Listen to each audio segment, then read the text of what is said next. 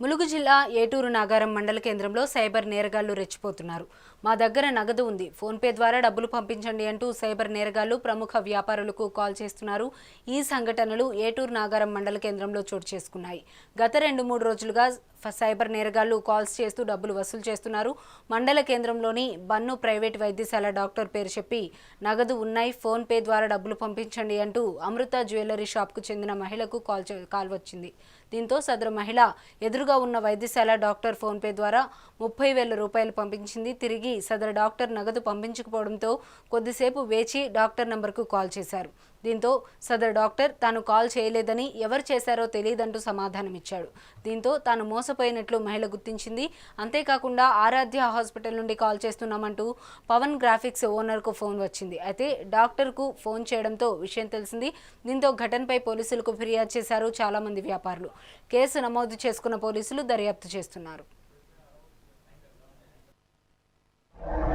నా పేరు చుపాక పవన్.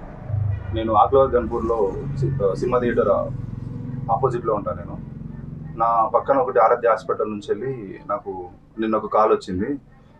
ఆరాధ్య హాస్పిటల్ డాక్టర్ని మాట్లాడుతున్నాను నేను. అర్జెంటుగా నాకు ఒక 3,000 రూపీస్ ఫోన్పే చేయండి, నేను క్యాష్ పంపిస్తా అని చెప్పేసి కాల్ వచ్చింది. సరే సార్, మీరు అమౌంట్ అయితే పంపించండి, నేను చేస్తా అని చెప్పిన కాసేపటి తర్వాత మళ్ళీ కాల్ చేసిండు. మా అమ్మాయిని పంపిస్తున్నా, నేను క్యాష్ ఇచ్చి మీరు పంపించండి, నాకు ఫస్ట్ అయితే ఫోన్పే చేయండి, నేను పంపిస్తానంటే లేదు సార్, అమౌంట్ అయితే పంపించండి, పంపించిన తర్వాతనే నేను ఫోన్పే చేస్తాను చెప్పడం కూడా జరిగింది.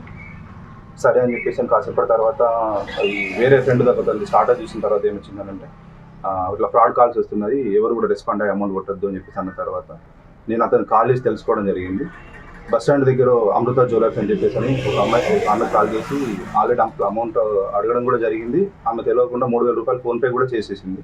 ఆ విషయం తెలుసుకున్న తర్వాత, ఈ 2 విషయాలు తెలుసుకున్న తర్వాత నేను స్టేషన్ కాల్ చేసి ఎస్ఐ గారు కాల్ చేసి కాల్ రికార్డింగ్ నా దగ్గర కొత్త నెంబర్ ఏదైనా రికార్డింగ్ ఉండడం వల్ల రికార్డింగ్ ప్లస్ ఫోన్ నెంబర్ కూడా వాళ్ళకు పంపించాను.